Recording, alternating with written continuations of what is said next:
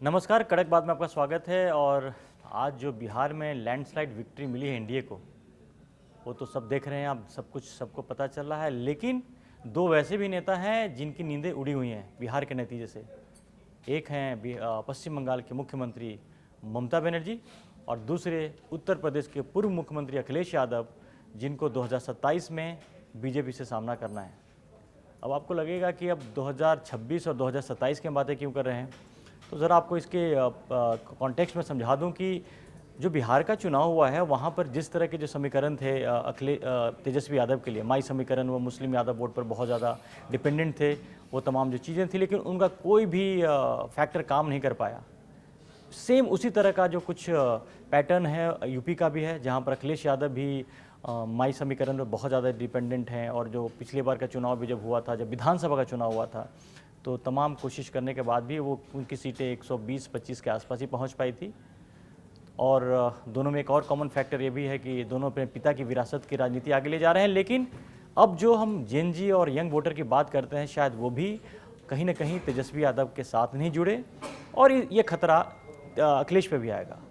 रहा सवाल ममता बनर्जी का, तो बीजेपी का जो सबसे बड़ा मिशन है, पिछली बार भी पश्चिम बंगाल में बीजेपी ने काफ़ी कोशिश की थी, बावजूद इसके जो ममता का जो मजबूत किला था वो ज़्यादा हिला नहीं पाया था। हालांकि बीजेपी ने अब तक का सबसे बेहतरीन प्रदर्शन जरूर किया, लेकिन इस बार के हालात कुछ और हैं और ममता बनर्जी के लिए एक और एंटी इनकम्बेंसी फैक्टर जुड़ गया है। और जो बंगाल के जिस तरह की पॉलिटिक्स हो रही है, वहाँ पर एसआईआर का मुद्दा वहाँ भी बहुत गर्मा रहा है, धीरे धीरे वहाँ भी गर्मा रहा है।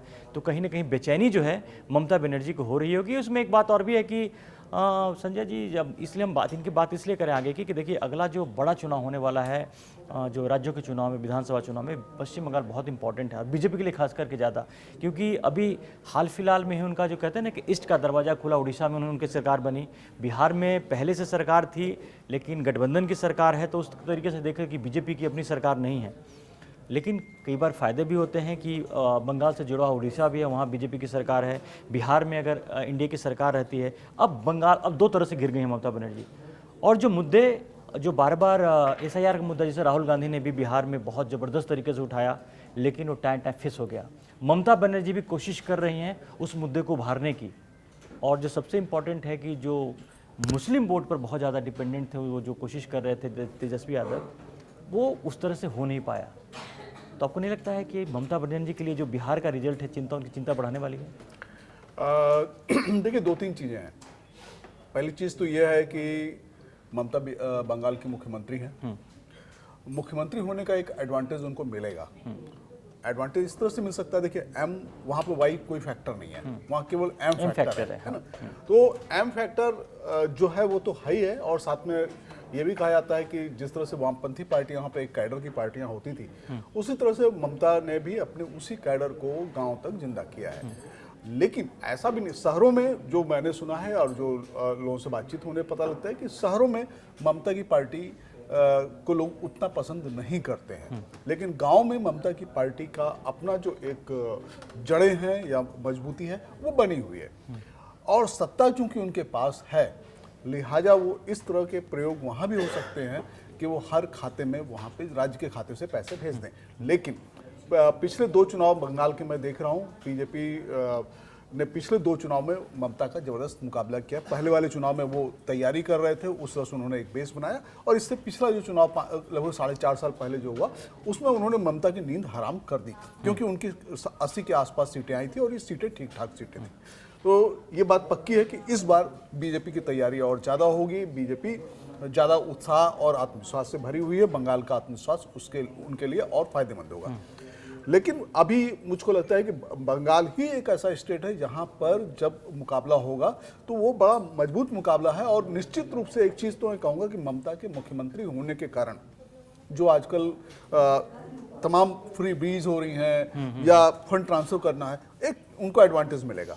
नंबर 2 चीज़, अखिलेश को वो एडवांटेज नहीं है।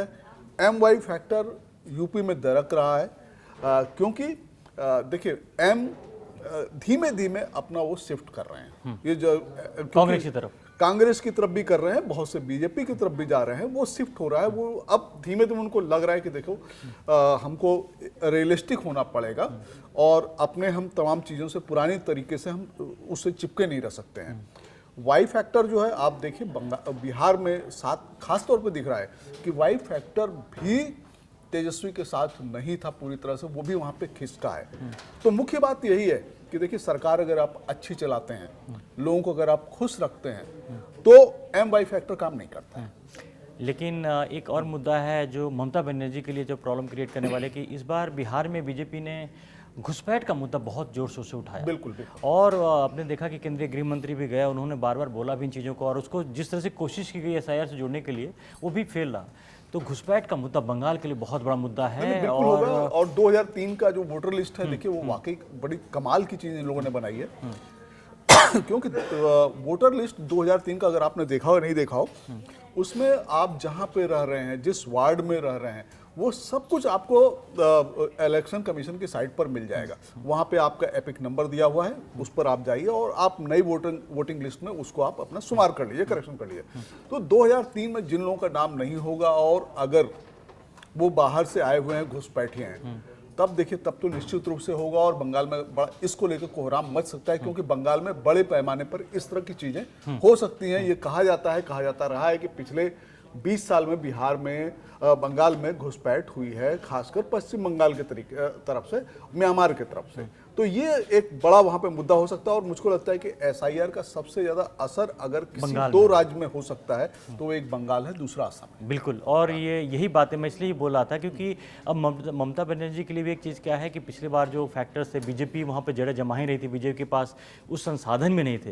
लेकिन जिस कॉन्फिडेंस के साथ अभी बीजेपी भरी है, जिस तरह से लगातार चुनाव जीत रही है और जमीन पर मुद्दों को जिस तरह से उतार रही है, वो ममता बनर्जी के लिए इस बार आसान नहीं रहने वाला है। खासकर एसआईआर मुद्दा जो है वो विपक्ष के लिए नहीं, वो बीजेपी के फेवर में जा रहा है, क्योंकि विपक्ष ने इसको दूसरे डायरेक्शन में जोड़ दिया है कि उसको वोट चोरी का मुद्दा बना रहे हैं। लेकिन असल में क्या है कि यहाँ पे करेक्शन हो रहा है और करेक्शन की गुंजाइश बंगाल में बहुत ज़्यादा है। तो आपको ये भी देखने को मिल सकता है कि चुनाव से पहले बंगाल में चूंकि चुनाव अगले साल है, तो वहाँ पर इस जैसे संजय जी ने कहा कि कोहराम मचेगा, तो वहाँ पर इस चीज़ को लेकर काफ़ी बवाल होने वाला है, इसमें तो कोई डाउट नहीं है। क्योंकि ममता बनर्जी ने पहले से इंडिकेट भी कर दिया है कि उसको मुद्दे को उठाएंगे और सड़क पर आने के उन्होंने एक बार आ भी गई हैं, सड़क पर इसको लेकर के आ भी गई हैं।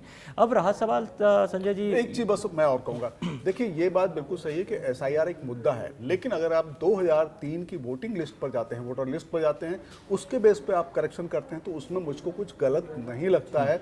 वो काफी हद तक चुनाव आयोग ने उसको फेयर करने की कोशिश की है कि एसआईआर एक फेयर कदम है, वो होना चाहिए। और अगर ये फेयर कदम उठाया जाता है तो बंगाल में यकीन मानिए कि लाखों वोटर है ना, जो अभी वोटर जिनका वोटिंग लिस्ट में नाम है वो बाहर हो जाएंगे, उससे बाहर हो जाएंगे, जिसका नुकसान ममता बनर्जी को होगा। ये एक बहुत बड़ा फैक्टर है। अब रहा सवाल अखिलेश यादव का कि उन्होंने भी काफ़ी युवाओं में और तमाम चीज़ों में बहुत मुद्दे बनाए, लेकिन अभी बिहार में भी जिस तरह से दिख रहा था, डिस्प्रेशन उनका दिख रहा था, उनको ये लग रहा था कि तेजस्वी का जीतना उनका बहुत ज़रूरी है। क्योंकि क्या होता है कि जब किसी पैटर्न पर कोई सामने वाला जब चुनाव लड़ता है, जीतता या हारता है, उसका असर आप पे भी पड़ता है। अब बिल्कुल पड़ोसी राज्य भी वहाँ पर है। तो अब जो नींदें सबसे ज़्यादा जो परेशान करने वाली, क्योंकि अखिलेश यादव को ये लगा कि 2024 के लोकसभा चुनाव में चूंकि वो ज़्यादा सीटें जीत गए, तो उनको शायद मुझे लगता है कि गलतफहमी हो गई कि अब वहाँ पर बीजेपी अलोकप्रिय हो गई है, योगी आदित्यनाथ का वो मैजिक रहा नहीं, बीजेपी कमज़ोर होगी। लेकिन ऐसा कुछ था नहीं, उसकी वजह कुछ और थी। लेकिन अब बिहार चुनाव होने के बाद, चूंकि अब 27 में से चुनाव होना, जैसे 2 साल तो बहुत ज़्यादा दिन नहीं है, लेकिन अब अखिलेश यादव के लिए एक बहुत बड़ा संदेश है वोटर्स की तरफ से भी। नहीं, बिल्कुल है। देखिए एक चीज़ तो और भी है कि अखिलेश के साथ ये चीज़ पिछले बार भी चुनाव में रही और इस बार भी दिख रही है कि आप 5वें साल जाकर के या 3.5 साल 4 साल जब हो जाता है तब आप सक्रिय होते हैं। बाकी फिर न तो आपके पास कोई बड़े प्रोग्राम होते हैं, न कोई आपके पास इस तरह का अभियान होता है, जनता से आप कनेक्ट हो। इस मामले में बीजेपी की तारीफ की जानी चाहिए कि बीजेपी हर चुनाव के साथ, हर चीज़ों के साथ अपने को करेक्ट करती है, नई स्ट्रेटजी बनाती है और ये देखती है कि उसकी कौन सी स्ट्रेटजी कैसे काम करेगी। इसमें कोई शक नहीं कि बीजेपी से दूसरी पार्टियों को सीखना चाहिए, खासकर विपक्ष को सीखना चाहिए कि वो किस तरह से चुनाव लड़ती है और विपक्षी पार्टियां उससे कितने पीछे हैं, खासकर रणनीति के मामले में। और अखिलेश के बारे में फिर ये कहेंगे कि अखिलेश की छवि आमतौर पर यही हो गई है कि चुनाव आने पर ही वो सक्रिय होते हैं, उससे पहले वो बैठे होते हैं। और जैसा संजय जी ने कहा कि अब जैसे बीजेपी बिहार चुनाव जीतने के बाद आराम से नहीं बैठेगी, जश्न मनाने में नहीं बैठेगी, वो बंगाल को लेकर के उनकी तैयारियां शुरू हो जाएंगी। आपको कुछ दिन में खबर भी दिख जाएगी किस तरह से बीजेपी बंगाल के हिसाब रणनीति बनाई जाएगी। और लेकिन यूपी चूंकि सबसे बड़ा स्टेट है और वहाँ पर योगी आदित्यनाथ लगातार तीसरी बार मतलब सीएम बनने के लिए आगे आएंगे। और एक जैसे जिस तरह से तेजस्वी के लिए है उसी तरह से अखिलेश के लिए भी है कि अगर अगला चुनाव 2027 अगर नहीं जीत पाते हैं तो उनके लिए उनके पॉलिटिकल करियर पर गहरे संकट में फंस जाएगा, जैसे कि तेजस्वी के लिए फंसा है। तो ये तमाम जो चीज़ें हैं, कम से कम जो बिहार से जो संकेत गया है दो राज्यों के लिए, एक ईस्ट के डायरेक्शन में जहां बंगाल और उसके बगल पड़ोसी राज्य इधर नॉर्थ की तरफ जहां पर उत्तर प्रदेश, दो राज्यों में एक संदेश विपक्ष के लिए गया है कि अब बीजेपी के लिए ये दो जो चीज़ें डायरेक्शन में काम करेगी। जहाँ पर जो दो बीजेपी को चैलेंजर हैं या बीजेपी जिसके चैलेंजर है, ममता बनर्जी के चैलेंजर बीजेपी है और यहाँ पर बीजेपी के लिए चैलेंजर अखिलेश यादव हैं। तो जाहिर तौर पर इसका नतीजा और इसके आने वाले जो इससे रिलेटेड जो चीज़ें आएंगी वो इन दोनों नेताओं को परेशान जरूर करेंगी और बीजेपी अपनी अगली रणनीति पर अपने आगे के लिए बढ़ने वाली है। तो ये तमाम जो चीज़ें आपको देखने को मिलेगा। तो अगर अभी तक आपने कड़क को सब्सक्राइब नहीं किया तो जल्दी से जाकर सब्सक्राइब जरूर कर लें। फिलहाल के लिए धन्यवाद। धन्यवाद।